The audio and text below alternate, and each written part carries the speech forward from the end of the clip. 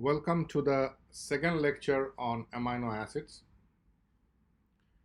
Now, the objective of this lecture, or more precisely the objectives of this lecture, have been already mentioned in slide set 1. So I'm not going to go through that slide again. What we are going to do in this lecture is to look at the classification of amino acids. Now, in our course, we will just have a general overview of classification of amino acids. So how do you classify amino acids?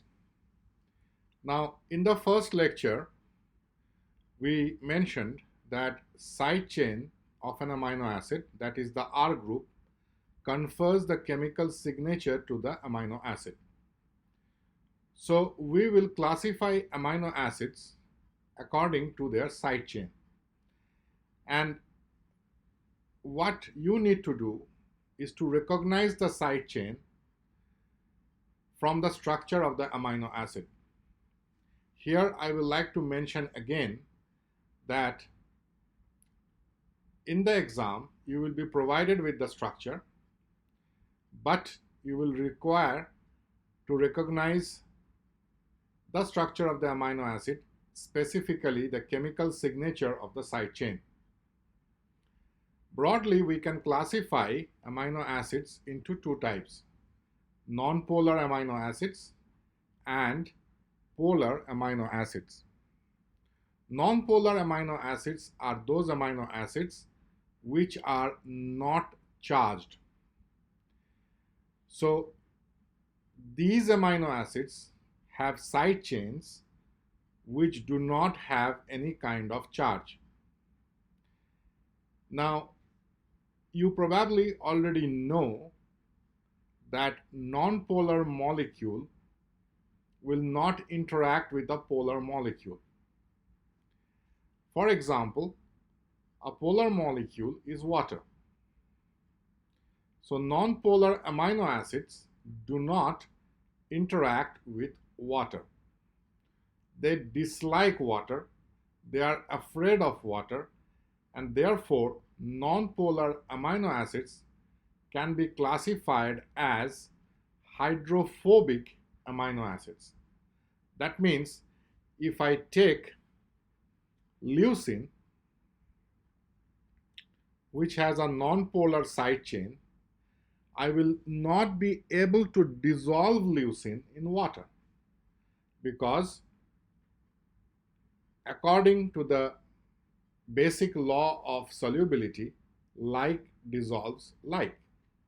That means leucine, which is a nonpolar amino acid, will not be soluble in a polar solvent, or leucine will not be soluble in water. Therefore, leucine can be classified as a nonpolar or hydrophobic amino acid. That means it does not like water. Similarly, we have isoleucine, which also has a nonpolar side chain, and therefore isoleucine is also not soluble in water. If someone asks you which will be the most nonpolar amino acid, now the easy way to look at this kind of question is to look at the number of methyl groups that is present in a particular amino acid. So if I want to compare, let us say, alanine, which has one methyl group, with isoleucine, which has numerous methyl groups, I can say that isoleucine is more hydrophobic compared to alanine. So depending on the amount of methyl groups or hydrocarbon that is present in the side chain of the amino acid, we can classify amino acids according to hydrophobicity. So to recap what I just said, amino acids with non-polar side chains are hydrophobic, or non-polar amino acids are hydrophobic in nature.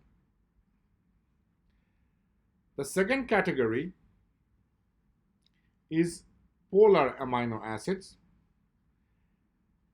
Now, in case of a polar molecule, you already know the definition, most likely.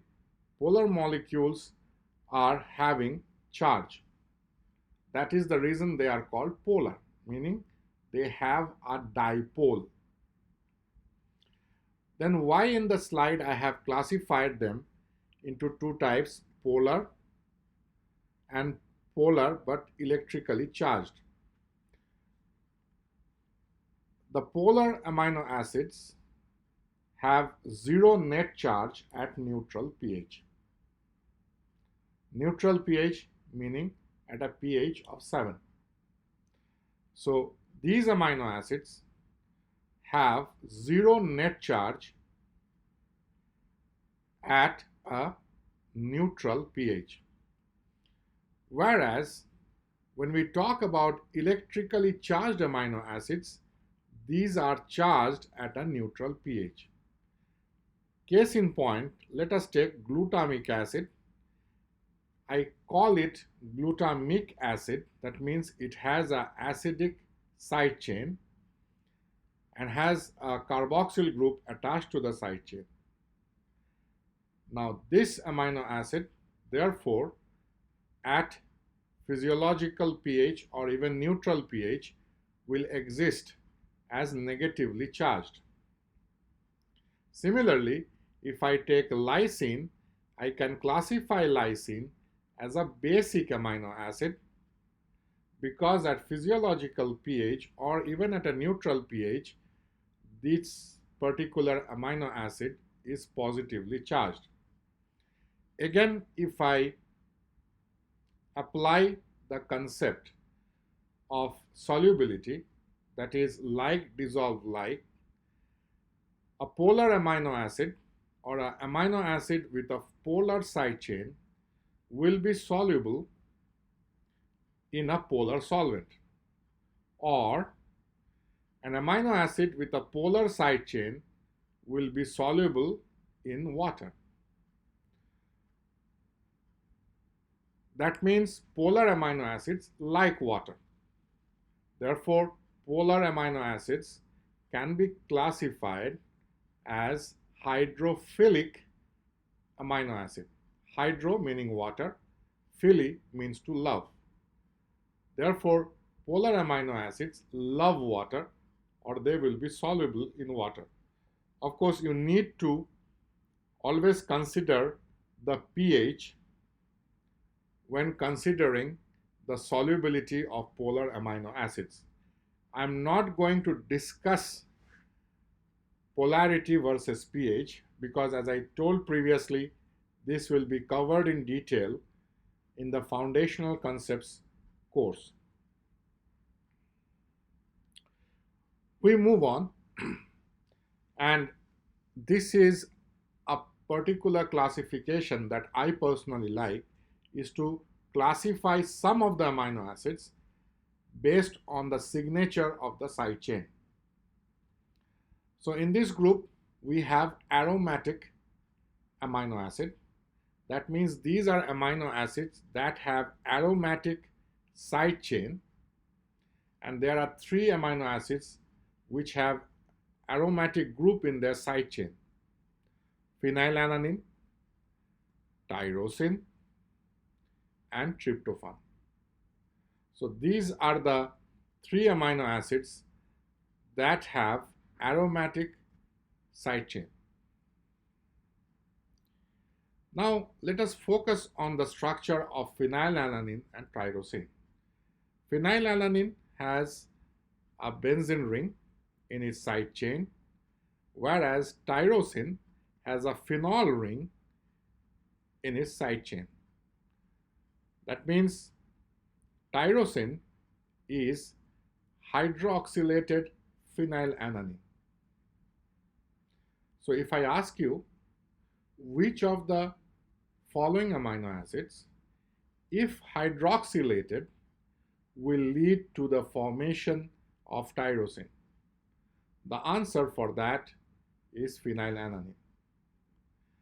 Which of the following amino acids, if dehydroxylated, will lead to the formation of phenylalanine? Then the answer is tyrosine. In the exam, please, and I am asking you and requesting you again and again to recognize the structure of the amino acids from the structure chart that will be provided to you. Don't try to memorize the structure of the amino acids. It's not required. So aromatic amino acids will have an aromatic side chain. So again, I want to highlight this. When we are looking at amino acids, we are looking at the chemical signature of the side chain specifically. We move on, and before we move on to the next concept, I want to explain to you a particular aspect or particular interaction which is called the pi-pi interaction. In order to elaborate on this, I have taken two chemical molecules. The name of the chemical molecules is not that important, but both these chemical molecules have an aromatic ring. This is the aromatic ring here, and this is the aromatic ring here. As I said, don't try to memorize the name of these molecules. They are not required. This is only for explanation purposes. Now, if I specifically want to monitor the electron density in these two molecules, I will get a figure something like this. So if I want to look at it, you can see here, this particular part is the aromatic ring. This particular part is the aromatic ring, and this is the electron density map for these two molecules. Now, if I look at the electron density map, the color actually shows me that some part of the molecule is negatively charged, whereas some part of the molecule is positively charged. I don't want you to memorize the electron density map. What I want you to understand here is that if I bring these two molecules close by, these two electron densities will interact with each other. The positive part will interact with the negative part, and vice versa. That is, the negative part will interact with the positive part. And this kind of interaction is called electrostatic interaction. When two aromatic molecules are brought close together, the positively charged part of the molecule will interact with the negatively charged part of the other molecule, and this kind of interaction is defined as pi-pi interaction. This kind of interaction is defined as pi-pi interaction. Am I clear on this? If you have any questions or queries on this particular part, please write to me separately. But pi-pi interaction is the interaction of two aromatic rings when they are close by. Now, there can be different types of pi-pi interaction based on the alignment of the aromatic ring. So, alignment of the positive electrostatic potential on one ring with the negative electrostatic potential on another ring forms an interaction that is defined as the pi-pi interaction. This is shown here in this particular part of the slide. So this is called stacked pi-pi interaction, when the aromatic rings are present on top of each other. And you can see here in this particular part of the slide, the negatively charged part is interacting with the positively charged part.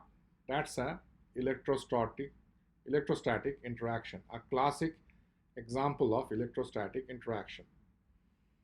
This particular interaction is also a pi-pi interaction, which is categorized as a T-shaped pi-pi interaction.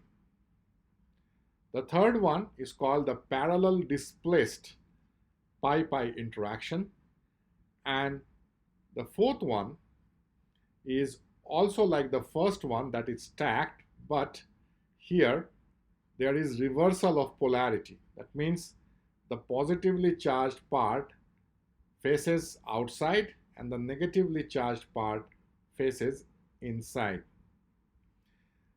I don't want you to remember the classification. We will not have any kind of question with regards to the classification of pi-pi interaction. But what I want you to remember is that when two aromatic groups are brought close together, they will interact, and that particular interaction is called a pi-pi interaction. Now, translating this particular concept to amino acids, I can say that when I bring two aromatic amino acids close by, they will interact with each other by pi-pi interaction. In other words, let me give an example. If I bring phenylalanine and tyrosine close together, the aromatic ring of phenylalanine will interact with the aromatic ring of tyrosine, and this interaction is called pi-pi interaction. So, if I now ask you, which of the following amino acids will be involved in pi-pi interaction or stacked interaction? What we need to look here is to focus on the side chain. One thing I want to mention here is that in this slide sets, the side chain is indicated by a red highlight. In the exam, this will not be there. That means you have to recognize the side chain of a given amino acid. So these are 5 amino acids. Name is not important, but you need to focus on the chemical signature of the side chain. And the question here is, which of the following amino acids will be involved in pi-pi interaction? What I have to do here is to look for an amino acid that has an aromatic side chain. That means if I look at all the amino acids here, only one has an aromatic side chain, and that particular amino acid is tyrosine. If I want to create another question without tyrosine, I can put phenylalanine or tryptophan in this particular option, that is option D. So only aromatic amino acids will participate in pi-pi interaction. Hence, for this particular exercise, the answer is D, or more precisely, the answer is tyrosine. Now, when we were talking about tyrosine, we need to talk a bit, because a tyrosine molecule has a very unique property. What is the unique property of tyrosine? And as I told you earlier, we need to focus on the unique properties of the amino acid, the signature properties of the amino acids. Now in a tyrosine, which is hydroxylated phenylalanine, so there is a benzene ring here, and then you have the hydroxyl group. Now you can see here that in hydroxyl group, you have an oxygen and a hydrogen. Now oxygen is electronegative, therefore it will pull the electron cloud towards itself. As a result, hydrogen will become positively charged, creating a dipole in this particular part of tyrosine. And this particular hydrogen in tyrosine then will interact with another negatively charged molecule if they are brought close together. This kind of bond is called a hydrogen bond. So the side chain of tyrosine helps it to participate in hydrogen bond, and this particular aspect is very, very important for the stabilization of protein structure. This concept we will revisit again when we are talking about protein structure. So the tyrosine molecule has a hydroxyl group attached to a benzene ring.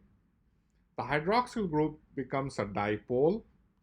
As a result, hydrogen becomes relatively positively charged and interacts with relatively negatively charged molecules present around it, and the bond that is formed between hydrogen and that relatively negatively charged molecule is called a hydrogen bond.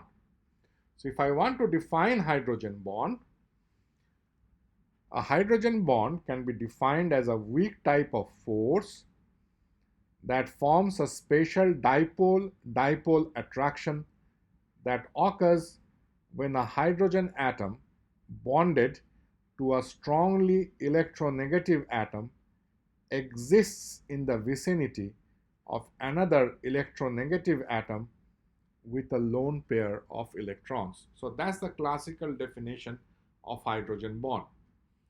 So which of the following aromatic amino acids will most likely participate in hydrogen bond formation? The answer to that is the amino acid tyrosine. In order to explain this, I take a structure of a protein, and the name of the protein is not very important, but for your knowledge, this is a part of a protein called lactate oxidase. It's an enzyme. So people have solved the three-dimensional structure of this protein, and this is a part of the protein where you can see the tyrosine molecule, the side chain of the tyrosine molecule, to be more specific, involved in hydrogen bond formation with an electronegative atom in the vicinity. And as you can see here, this hydrogen bond formation not only helps in the stabilization of the protein structure, but also helps in the folding of the protein. If you remember the first slide in slide set 1, where we discussed the structure of ribonuclease A, I mentioned that proteins are existing in a coiled orientation or a folded orientation.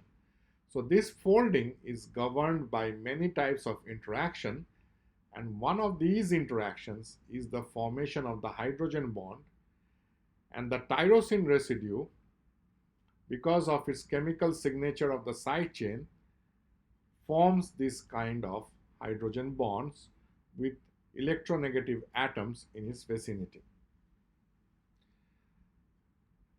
So we move on and we talk a bit about non-polar amino acids. In non-polar amino acid, so I have taken an example of isoleucine. This is the side chain of the non-polar amino acid isoleucine. And as I said, since there is no charge, since there is no polarity in this particular side chain, it will not be soluble in water. More precisely, it will not be soluble in a polar solvent. Water is the universal solvent which is polar. Why we focus on water? Because in the physiological environment, water is the most important solvent that is present. So if I look at it, any non-polar amino acid has a side chain that has no polarity, therefore it will not be soluble in a polar solvent.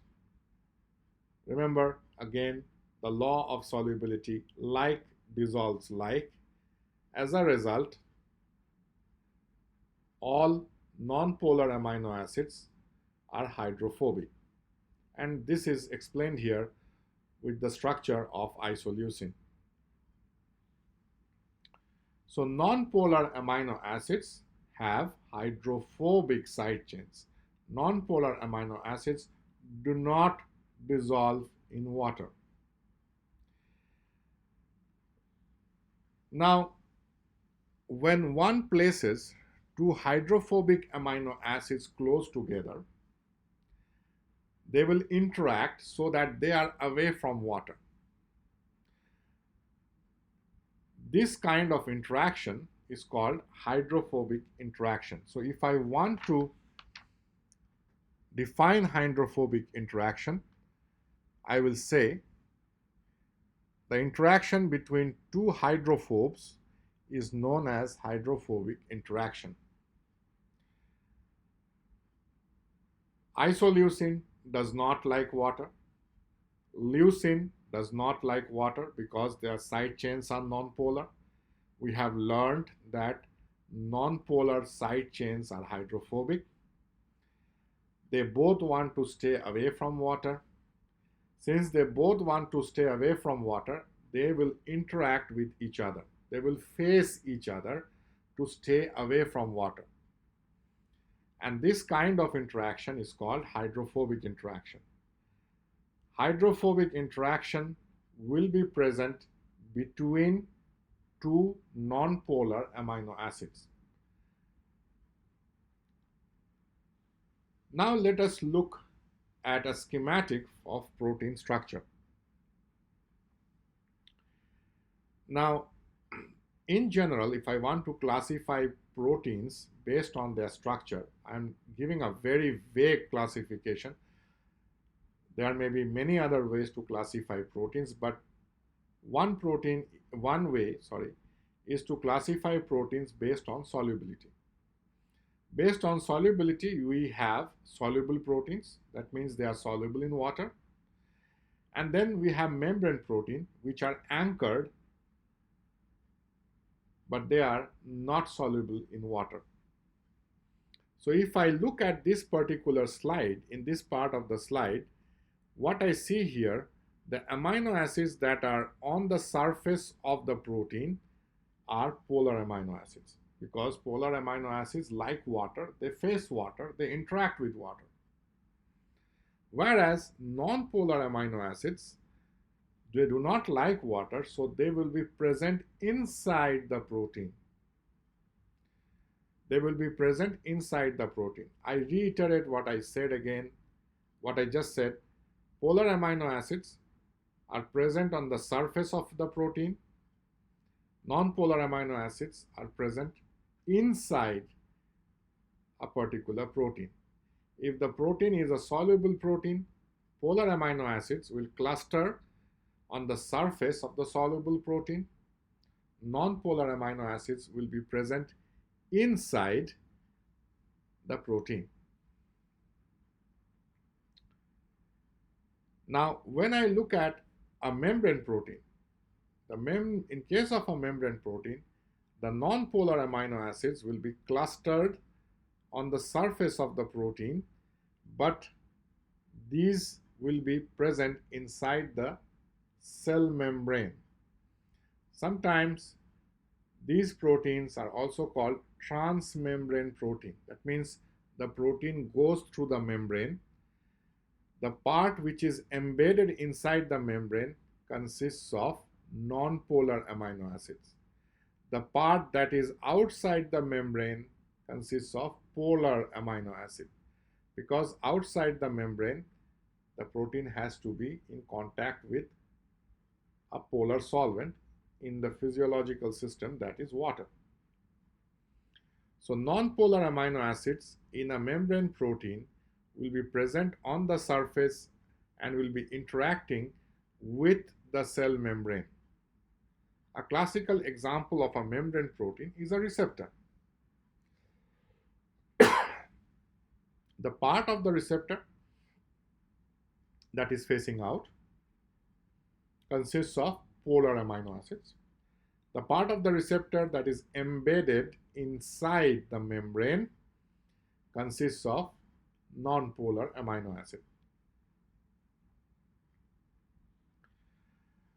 So let us look. So what I just said, does this theory of mine hold true when we come to a particular membrane protein?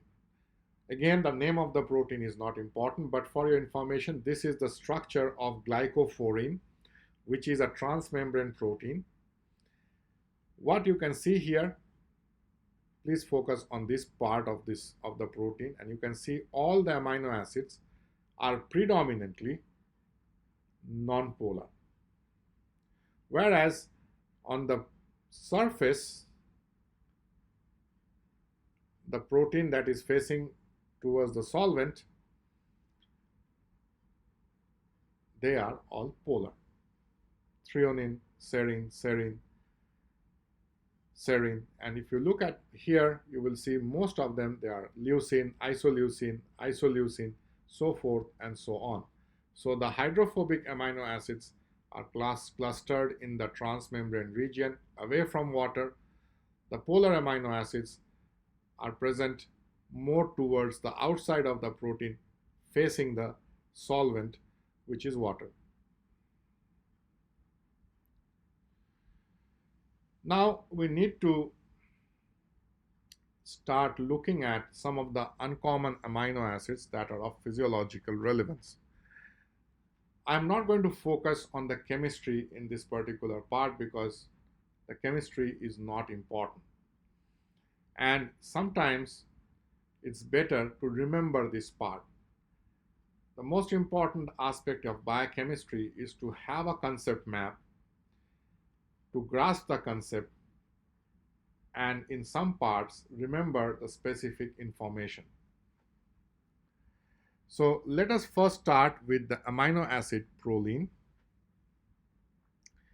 Now, in the amino acid proline, we talked previously in slide set 1, it has a pyrrolidine ring. The pyrrolidine ring sometimes undergoes hydroxylation. The pyrrolidine ring sometimes undergoes hydroxylation. I'm not talking about the position of the hydroxylation. I'm not also going to ask you the chemistry behind hydroxylation. But in case of proline, this is the pyrrolidine ring. We talked about that, and it undergoes hydroxylation, and we get what is called hydroxyproline. There is another amino acid which also undergoes hydroxylation, and that is lysine, and that is termed as hydroxylysine.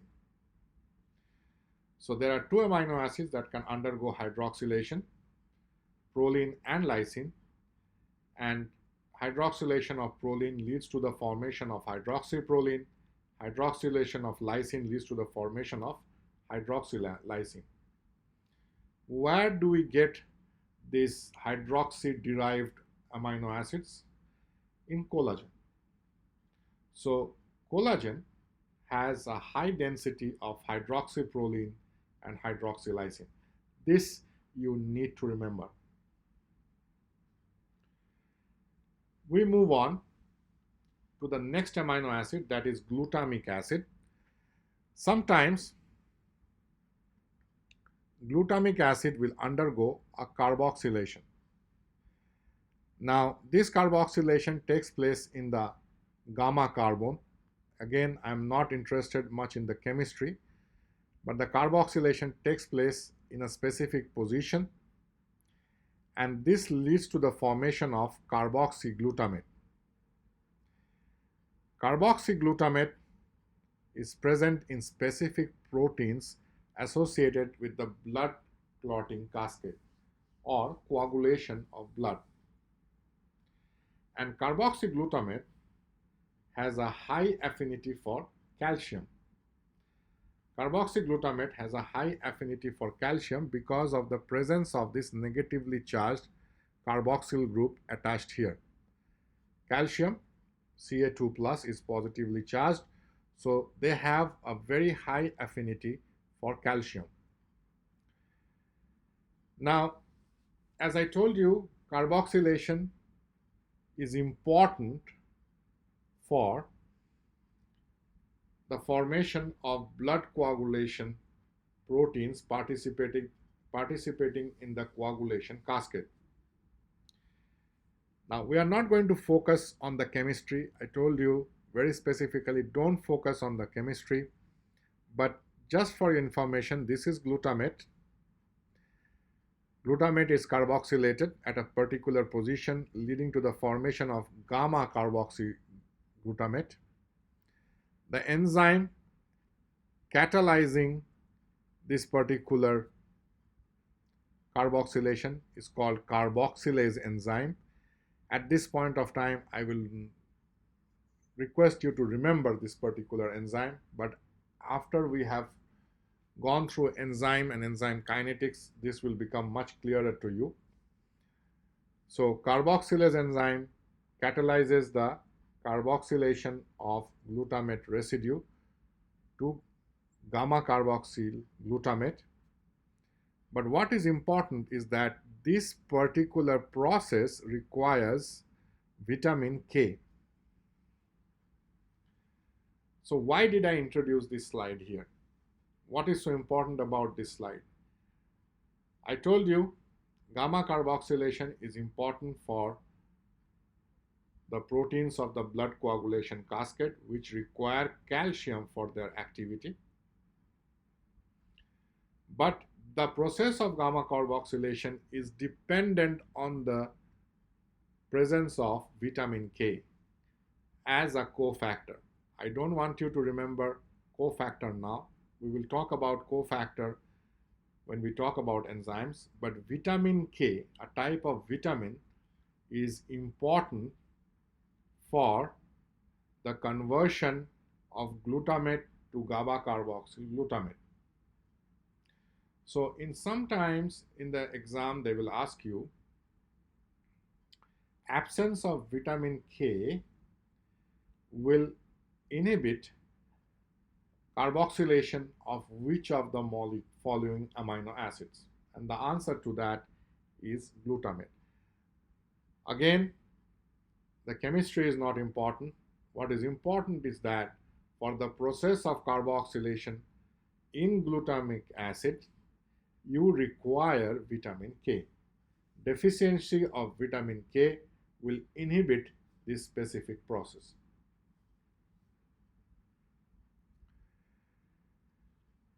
Now we come to the last uncommon amino acids of physiological relevance, and this particular amino acid that we will talk about here, the derivative that we will talk about here, is derived from the amino acid lysine, which is a basic amino acid.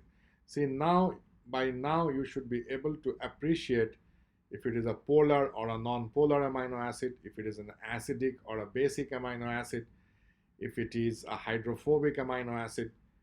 These aspects should come to you normally. What happens in desmosine? It's a polymer of lysine around the pyridinium nucleus. So this is the pyridinium nucleus, and this pyridinium nucleus helps to form a particular chemical moiety called desmosine. And you can see here you have 4 lysine residues around the pyridinium nucleus. So desmosine is a polymer of lysine residues around the pyridinium nucleus. That's the easiest definition of desmosine. How many lysine residues are present in desmosine? The answer is 4. But why it is important? Desmosine is present in the protein elastin. Now, this is also a biomarker to check the integrity of elastin. If desmosine is present in urine, it indicates the breakdown of elastin. That's the reason we study these kind of amino acid derivatives. So desmosine is a polymer of 4 lysine residues around the pyridinium nucleus that is present in the protein elastin.